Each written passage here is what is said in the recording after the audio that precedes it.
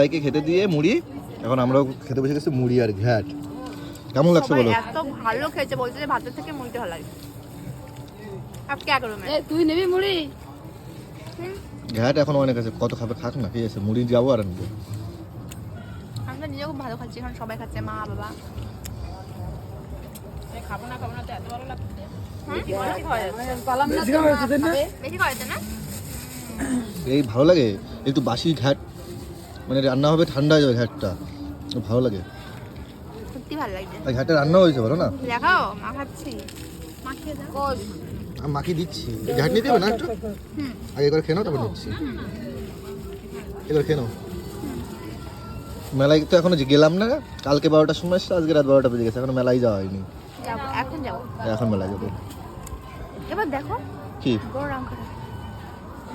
হ্যাঁ, ওই যে সেই বড় ঐতিহাসিক ডাঙ্কা, ডাংখাটা এই যে সেই ঐতিহাসিক বড় ডাঙ্কা, আমি ভিডিও করব।